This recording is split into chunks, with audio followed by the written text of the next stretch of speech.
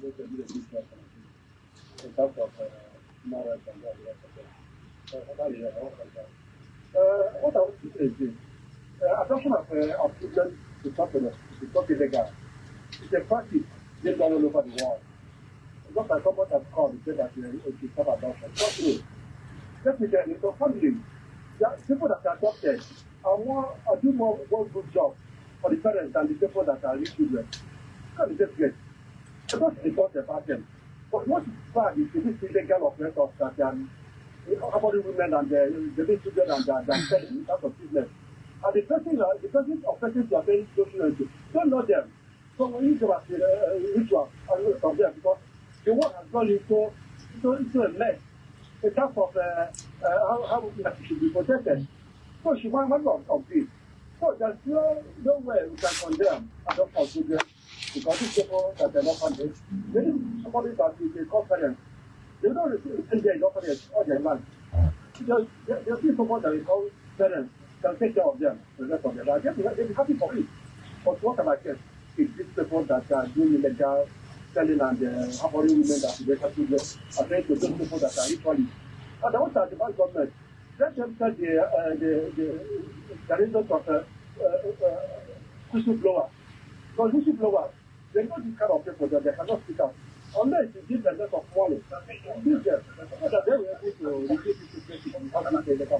Like I mean, right that is done, I think. All right, very well. I think carry more to this kind of thing. Okay, thank you for joining us, very well. Hello, good morning. Hello, good morning. Good morning. Good morning to you. Good morning, Ozoalor. Good morning, sir. Your name and location. All right. Mr. Larry, good morning. Good morning, sir. I am Enugu Robinson. I call from Adota. Go ahead. The Urban Radio, the platform being used to disseminate this information to us. I also thank Mr. Larry for the doggedness in the job he's doing. He's doing a lot of jobs here. I thank you all. I thank the lady from NAPTI who is there with him, and also the other lady who is representing the lady. There's something I find out in this whole matter. To my own opinion, Mr. Larry, you are a bit one-sided in this investigation. I thought you could have reached out to gender affairs in person, go to their for you to have a balanced information about this whole thing. It is not enough for you to call them on phone and then be dishing out instructions to them. You told us that you were not even pleading to them, but you were instructing and telling them to release that. You should have gone to the office of the gender affairs. Yeah, and then you'll be able to approach the hospital. The hospital has repeatedly told you, referred you to gender affairs. And gender affairs is the ministry of the government, my friend. You should have gone to them in person. Get second information from them before you now go on air. That is where I think you are lacking in controlling the investigation. That's my contribution. Okay. Thank you for your contribution, Mr. Larry. We'll respond to all of that. Hello, good morning. Hello, move away from your radio sets, please. Alright, I heard you. There's a lot of noise on your end. Move away from that and call back. Hello, good morning. Hello? Good morning. Hello? Good morning. Yes, we can hear you. Good morning. What's your name, please? I'm Esther. Esther, go ahead. They have to look into gender affairs. Not only that somebody wants to adopt. They said that female child is 40 million and male 15 million, basic before other expenses. So I don't know what they're doing. They're just doing business. They're buying and selling.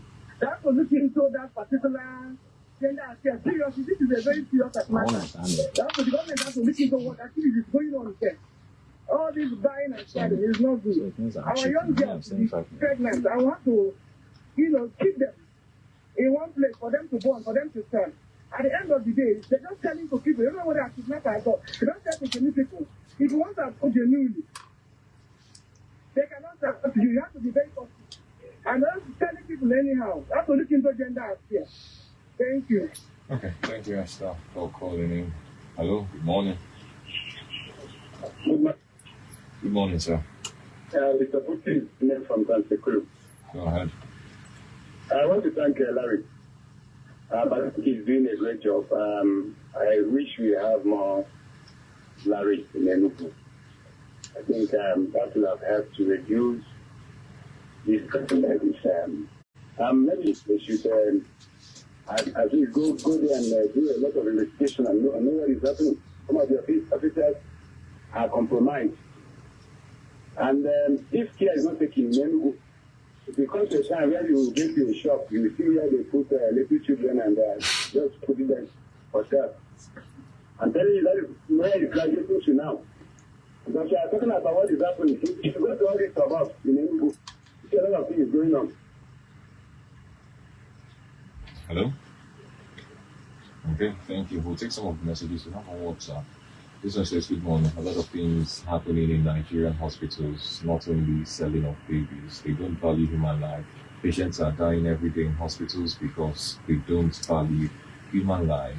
They give unnecessary reasons. If you are not able to pay your bill, you lose your life. Ministry of Health should do something better about it to save the lives of Nigerians. So it's Emeka from Abubanike. This one says, good morning, Urban Radio and Mr. Larry. Thank you for the grace upon Larry to go to that extent. Thank God that the world is listening to this conversation to see the kind of governance we have in this part of the world. If the government that is supposed to protect the society is into illegal business, what do? They make the law, they break the law, and they also deal with those who break the law. Pathetic. Chris from Acharali out. This one says, good morning. What is being discussed is so disgusting that some people are reinventing slave trade. May God continue to empower Mr. Larry for his investigative instincts. This one says, good morning. I think NAPTIP ought to have swung into action before coming to the court of public opinion. The hospital involved will definitely cover their tracks. Above all, I appreciate the guests in the studio. Peter from Abakiliki. This one says, good morning, Yagazie. Anything can happen in Enugu State. It's all about revenue generation. Every criminal with deep pockets buy their ways into the traditional school nefarious activities in the state. Frank from Enugu State. This one says, good morning, parliamentarians. I concur with Mr. Larry. The HOD child, Mrs. Owu of Ministry of Gender Affairs. I have a petition on her table on illegal adoption of children without my consent by my wife, but she swept it under the carpet and refused to act on it. Since December, I sent in the petition to the Ministry of Gender Affairs. She has done nothing on it. I have called on several occasions. She ignored the petition. I suspect she was part of the illegal adoption. Mr. Larry with the baby. I must commend Mr. Larry for his good works. This kind of man are rarely seen in our generation. My prayer goes to Mr. Larry that the good Lord will continue to protect him anywhere he steps his foot, so to be able to finish the good work that he's doing in this country. Have a blessed day ahead. Amen. From Usube. This one says, good morning. Okay, just good morning. All right, we'll just take one more call and get back to my guest. Hello, good morning. Good morning, my brother. Good morning, Larry. I wanted to listen, not to call, but thank you for this opportunity. I called in respect of this discussion about what one brother said about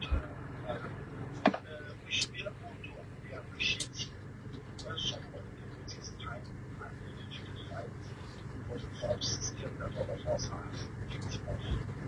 Larry has done extra by making some calls to his sons and everything. We don't appreciate it for telling him to go ahead and listen to. My brother, what I do, your own contribution to this madness that is going on. You should be asking yourself, what have you done? Because it is not only Larry that is going to fight this madness. All of us must join our hands to fight it. So, my brother, if you are not doing anything, I don't think you have the right to tell Larry to go ahead and listen. Away from that, this issue, I always ask myself, people love themselves, all these things that is happening within people and among the Igbos. And how is that not for? People, I don't really think All right. that Igbo problems If it's your time. ourselves before now. Mhm. But the way we are treating ourselves in this present time, I am doubting that if we really love ourselves. All right, if it's hard to cut you short there, Mr. Larry, we'll get back to you quickly. Some questions were directed to you. A lot has been said concerning all of this, saying why didn't you contact the Ministry of Gender Affairs? I'm aware that the letter was sent to them while this whole thing was being planned. It's been weeks of planning this, isn't it? He actually said, why didn't I go to the Ministry of Gender Affairs? Even the judge goes to church. So we know that such calls will come. Because when you come down hard on institution, the apologists will also make calls.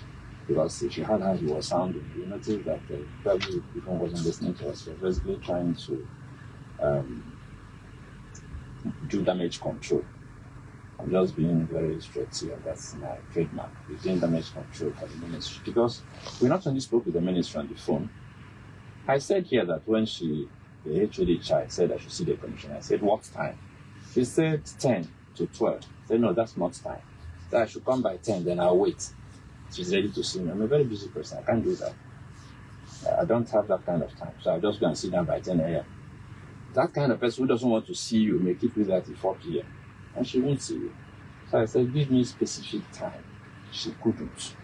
So I said, I won't go. And I stand by my position. They were invited to this program. They declined to come. And they also told me clearly, the HOD child told me clearly that they won't release the girl. They have released her. So I think somebody has already, I didn't hire him to hold brief for me, but he has already said a few things. So people go around trying to cover their tracks, try to mitigate very bad situations, but that's what it is.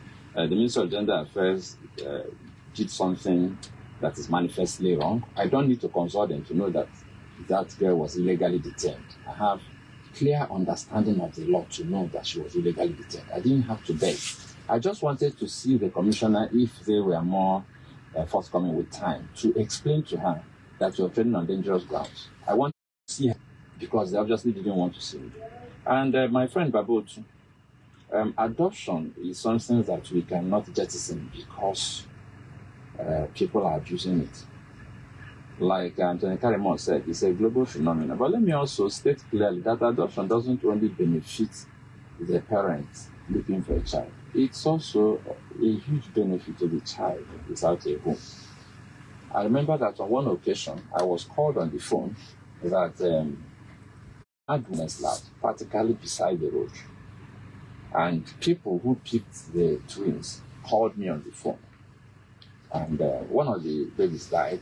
The other one was sent to a facility where we monitored the progress of the baby. The baby stabilized and became very healthy. That baby needs a home. So adoption is not just about selling and buying babies or just carrying babies for the sake of carrying them. Children also need a home. So it's not just about the parents, it's also about the children. That is why the real process actually does an assessment of the suitability of the family that apply for adoption. Most people listening to me don't know that there's a process which includes actually a probation period where the baby stays with the parents and the people from Ministry of Gender Affairs are supposed to go and check the welfare of the baby. Today we sell, just like, somebody said something that I was amused. I wasn't amused just because it's impossible, but I was visualizing a shop with babies, for sale. One fair baby, that baby, 5 years, 6 months. He said that if we don't do something to get to that, but if you go to some countries, you see secret and underground channels, especially Telegram channels and all of that, doing human trafficking. So maybe one day now I have underground channels in Nigeria selling babies if we don't stop it. Because the more financial muscle they get, the more the bolder they will become. And so, adoption is not entirely bad. All we have to do is to manage it, regulate it. That is very important. And I hope that one day the Minister of Gender Affairs will come here and explain to people how these things are done and what they're going to do to ensure that the cost is not a deterrent, because the families that can provide care for these babies may not have money to pay. I was saying 5 million, I think I'm very cheap. Somebody said 50. I don't want to believe that. But let's just say that it's a bad situation. And I think it's also important that we understand that institutions have regulations to operate with. Medical institutions actually have strict regulations to operate with. My expectation is that medical practitioners, doctors, midwives should be careful about this issue of adoption. It's going to ruin a lot more medical professionals if they are not careful. The last time I checked, being a doctor doesn't give you any immunity when it comes to being prosecuted for selling babies or engaging in human trafficking or even organ trafficking. So I would suggest that the Nigerian Medical Association, National Association of Resident Doctors, and all the other groups should begin to enlighten doctors to stop this kind of engagement. Because we didn't have the time to tell the story of what happened at Enugu, where the woman was offered 1 million. She refused. In her own case, her twins disappeared for 4 days. For 4 days. And then, because of the public outcry, I went to that hospital myself too. The twins were returned and one died. It's a very complex story. And maybe we'll also tell the story. If the Minister of Gender Affairs will come here, we'll tell them. So this is what's happening. And Yagazie, the shocking part is that the 2 hospitals that have been indicted on this program have the signboard of Ministry of Gender Affairs. So that tells you there's something manifestly wrong. So for the person who is complaining about the fact that I didn't visit them, do them a favor and do me a favor. Ask them to come and use this platform to explain to the people of Enugu State. They receive money from Enugu State government. That is the budget. So they should explain what they do with the money if they can't just do basic things right. And I must also say that the government and the governor won't be everywhere. One of the things we must do is to help good governance by pointing on some of these things. That's what the media does. Yes, that is what Urban Radio is doing now. Because I'm saying this because some people may say, oh, we are criticizing the government. Oh, we are... No, I'm not talking about just government or governor, but no, we are talking about the fact that we have a duty to expose things that he may not even know about. And if he doesn't know, he won't act. So we need to not only expose these things, but also bring them to his notice. So now, having spoken on radio, if you love this government and the governor, you need to also let him know that people are not happy with the issue of sale of babies. There was a time under a former governor that a committee was set up, headed by the former bishop of the Anglican Diocese in Enugu. Yes, it was so scandalous that a committee was set up. The waiting list was more than 1,000. And people complained to the governor then that they were bypassing the more than 1,000 persons on waiting list and giving babies, you may say selling babies, to those who have a deep pocket. So it's not a new thing in Enugu, but it's getting so bad that I'm sure that the government should pay attention. All right. Thank you, Mr. Larry. We'll just take a final comment from Dr. Maureen, please. Quickly, if you can tell us your final thoughts, what NAPSIP might do, going forward, and maybe what we should do, HRVC and the media. Yeah, thank you very much. NAPSIP remains committed to fighting human trafficking, but it's something we can't do when we engage in partnership. Like I said earlier, this report is just what we're hearing this morning. So definitely we'll do something about it. But it's not a new development in South. I said it's something that's been ongoing, something we've been trying to fight, something we've put in efforts to fight and combat to the barest minimum. So the stand remains that buying and selling of persons for any reason is illicit and illegal and unlawful. And NAPSIP is committed to making sure the values of our society. All right, thank you very much. I must thank you, Mr. Larry Obrego, Coordinator, Human Rights Volunteer Corps, and a Human Capacity Development Consultant. Thank you for coming around. We also would like to thank DK Munachi Miriam. Miriam, somebody raised a concern that the lady sent a text, or there was a text sent with her phone, and he's having doubts with regards to whether or not she was under duress to send that message. And since then, her phone has been switched off. Have you had any contact with her? Have you spoken to her one-on-one since the news that she has been released came through? No, we've not spoken to her one-on-one. It's been messages from her phone, not even phone call. Okay, It's been messages from her phone. All right. No problem. So we'll see to it that we dig deeper on this particular conversation. Dr. Maureen, we must thank you also for coming around. Dr. Maureen is the head of operations and investigation at Enugu Zonal Command.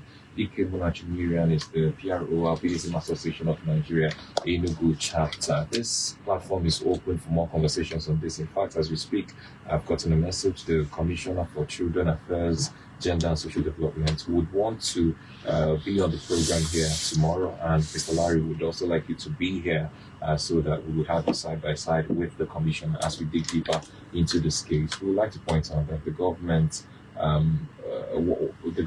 has to pay attention to cases like this. We are having these conversations because we possibly are looking at the crime scene and the direction of that syndicate that is carrying out these crimes in the state. It's a gruesome crime against humanity, and like I said at the beginning of the program, there is the United Nations Charter on Human Rights. There are several laws concerning human rights. We stated and quoted many of those laws. We cannot let something like this slide. If we are building the state to be the destination for tourism, living, and all of this, these considerations will come in when people want to move into the state or when people want to invest structures and facilities. So we must make sure that this is something that is uprooted from the state. That's the essence of this program. So tomorrow, hopefully, we'll have the Commissioner here and Mr. Larry, and we'll unravel more. Thank you so much, parliamentarians, for being on the program. It's been a pleasure having this conversation with you and getting in your views. It's a wrap for today.